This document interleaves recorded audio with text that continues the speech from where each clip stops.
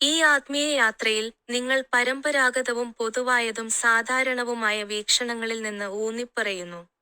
നിങ്ങളുടെ ആന്തരിക ലോകത്തിലേക്ക് കൂടുതൽ ആഴത്തിൽ പോകുന്നതിനായി നിങ്ങൾ ചിന്താ പ്രക്രിയയിൽ അവരെ വേർപെടുത്തിയിട്ടില്ല. നിങ്ങൾക്കറിയാവുന്നതും പഠിക്കുന്നതും നേടുന്നതും നിങ്ങൾ ഉപേക്ഷിക്കുന്നില്ലെങ്കിൽ, ഉപരിപ്ലവമായ അവബോധം മതിയാകില്ല. നിങ്ങൾ ഒരു സാഹചര്യം വിലയിരുത്തുമ്പോൾ, നിങ്ങൾ അതിന്റെ ഉദ്ദേശ്യത്തെ എതിർക്കുന്നു. ഉയർന്ന വീക്ഷണകോണിൽ നിന്ന് നിങ്ങൾ ജീവിതം പൂർണ്ണമായി അനുഭവിക്കണം. നിങ്ങളുടെ വികാരം ഒരു സാഹചര്യത്തിന്റെ സത്യത്തെ എങ്ങനെ മാറ്റുന്നുവെന്ന് നിങ്ങൾ ശ്രദ്ധിക്കുന്നുണ്ടോ? നിങ്ങൾ അറ്റാച്ച് ചെയ്യുന്നത് പുറത്തുവിടുന്നത് വ്യക്തതയോടെ കാണാൻ നിങ്ങളെ സഹായിക്കും. ക്രിയാത്മകമായി സ്വയം പരിവർത്തനം ചെയ്യാൻ നിങ്ങളുടെ മനോഭാവം നിങ്ങളെ വൈകിപ്പിക്കരുത്. യഥാർത്ഥ സ്വഭാവത്തിന് യുക്തിസഹമായ വിശദീകരണം ആവശ്യമില്ല. അത് ചെയ്യേണ്ട രീതിയിൽ പ്രവർത്തിക്കുന്നു. നിങ്ങളുടെ യഥാർത്ഥ സ്വഭാവത്തെക്കുറിച്ച് നിങ്ങൾക്ക് എത്രത്തോളം അറിയാം? ഭൗതിക പദാർത്ഥങ്ങളെക്കാൾ ഉപരിയാണ് ജീവിക്കുന്നത്. നിങ്ങളുടെ ആത്മാവിനെ നന്നായി അറിയുക. കാരണം അതിന്റെ വൈകാരിക ക്ഷതം സുഖപ്പെടുത്തേണ്ടതുണ്ട്. കർമ്മ പോരാട്ടങ്ങളിൽ നിന്നുള്ള മോചനത്തിന് നിഷേധാത്മക വികാരങ്ങൾ മുൻകാല ജീവിതത്തിൽ നിന്ന് മുന്നോട്ട് കൊണ്ടുപോകാൻ കഴിയുമെന്ന നിങ്ങളുടെ ധാരണ ആവശ്യമാണ്. ഓരോ ആയുസ്സും രോഗശാന്തി ആരംഭിക്കുന്നതിന് നിങ്ങളുടെ ഉണർവാണ്. നിങ്ങളുടെ വൈകാരിക ട്രിഗറുകൾ ശ്രദ്ധിക്കുക.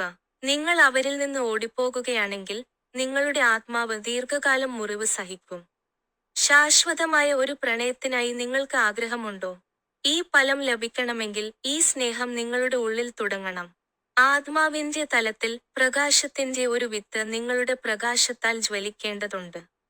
നിരുപാധികമായ സ്നേഹം നിങ്ങളെ വീട്ടിലേക്ക് നയിക്കട്ടെ. നിങ്ങൾ പ്രത്യക്ഷമായും പരോക്ഷമായും സൃഷ്ടിച്ച വ്യവസ്ഥകൾ ഒഴിവാക്കുക. വൈകാരികമായി, നിങ്ങളുടെ മൂല്യങ്ങൾ സാമൂഹിക status, relationship association, self identity എന്നിവയിൽ ഊന്നിപ്പറയുന്നു. അവ സോപാധികമായ അറ്റാച്ച്മെന്റുകളാണ്, അവ റിലീസ് ചെയ്യേണ്ട അതിരുകളാണ്. നിങ്ങളുടെ ആധികാരികതയ്ക്ക് ഇടപെടാൻ ഈ വ്യവസ്ഥകൾ ആവശ്യമില്ല. മടിയും റിസർവേഷനും കൂടാതെ നിങ്ങളുടെ ഇരുണ്ട സ്ഥലത്തേക്ക് എത്തിച്ചേരുക. നിങ്ങളുടെ നെഗറ്റീവ് വികാരങ്ങൾ സാധാരണ നിലയിലാക്കാൻ വിശ്വാസത്തെ അനുവദിക്കരുത്. അവ സുഖപ്പെടുത്താവുന്നവയാണ്. നിങ്ങളുടെ കഷ്ടപ്പാടുകൾ അവസാനിപ്പിക്കാൻ നിങ്ങളുടെ ആത്മാവിനെ അനുവദിക്കുക. പ്രകാശവും സ്വതന്ത്രവുമാക്കുക. നിങ്ങളുടെ നിഷേധാത്മകത പുറത്തുവിടാൻ നിങ്ങളുടെ പ്രകാശത്തിന്റെ വിത്ത് തിരിച്ചറിയുക. നിങ്ങളുടെ ആന്തരിക ശബ്ദം നിങ്ങളുടെ വഴികാട്ടിയാണ്. നിശ്ശബ്ദതയിലും നിശ്ചലതയിലും ഒന്നുമില്ലായ്മയിലും നിങ്ങൾ അത് അവകാശപ്പെടണം. ഈ ആന്തരിക ശബ്ദത്തെ പ്രകടനത്താൽ കളങ്കപ്പെടുത്തരുത്. ആത്മാവിന്റെ ഭാഷയായ നിങ്ങളുടെ അവബോധത്തെ സ്വീകരിക്കുക. നിങ്ങൾ പ്രകടമാക്കിയിട്ടുണ്ടെങ്കിൽ, ഒന്നോ അതിലധികമോ ലക്ഷണങ്ങൾ ഉണ്ടാക്കുന്ന ഇരുണ്ട ഊർജം നിങ്ങൾ ആകർഷിക്കപ്പെട്ടിരിക്കാം. നിഷേധാത്മകത താൽക്കാലികമായി പുറത്തുവിടാൻ മുനി കത്തിക്കുക. ഇഷ്ടം ആകർഷിക്കും എന്ന കാര്യം ശ്രദ്ധിക്കുക. അതിനാൽ, നിങ്ങളുടെ പ്രകാശം വികസിപ്പിക്കുന്നതിന് ആന്തരിക പ്രവർത്തനം പ്രധാനമാണ്.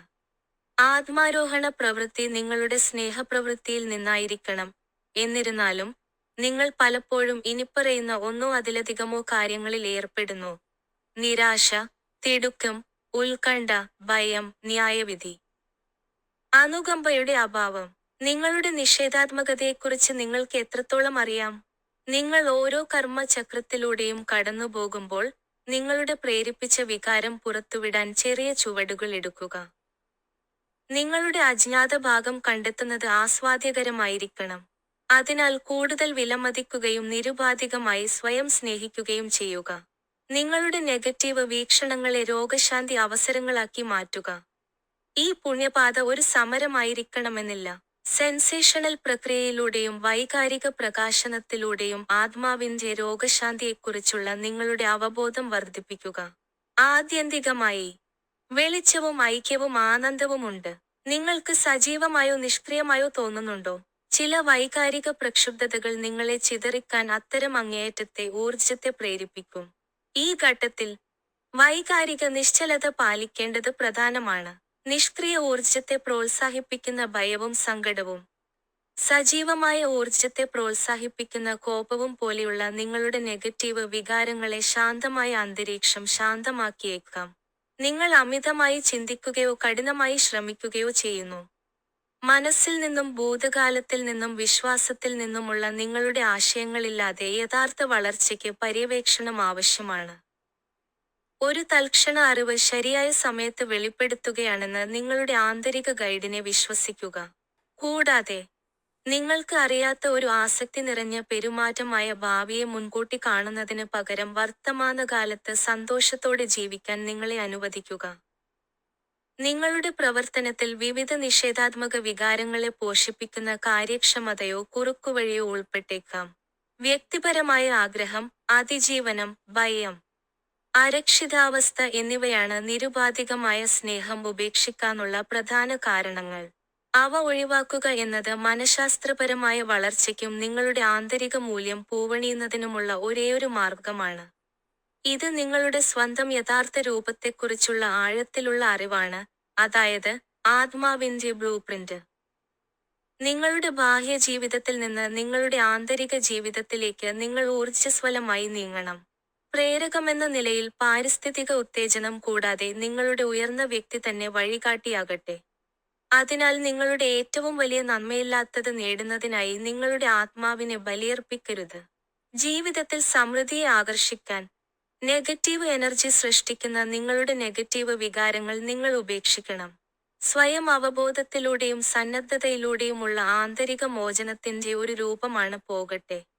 നിങ്ങൾക്ക് വികാരങ്ങളെ ബൈപാസ് ചെയ്യാനും തള്ളിക്കളയാനും വഴിതിരിച്ചുവിടാനും കഴിയില്ല. ഒരു നല്ല ഫീഡ്ബാക്ക് ഒരു വൈകാരിക ട്രിഗർ ഉള്ളതാണ്, എന്ത് വികാരമാണ് ഇപ്പോഴും റിലീസ് ചെയ്യേണ്ടതെന്ന് നിർണ്ണയിക്കാൻ. തീവ്രത കുറയുമ്പോൾ നിങ്ങൾ ആ വികാരം പുറത്തുവിടുന്നു എന്നതിന്റെ നല്ല സൂചനയാണിത്. ഒടുവിൽ, റിലീസ് മാസ്റ്റർ ചെയ്യാൻ, നിങ്ങൾ മേലിൽ വൈകാരികമായി പ്രതികരിക്കില്ല.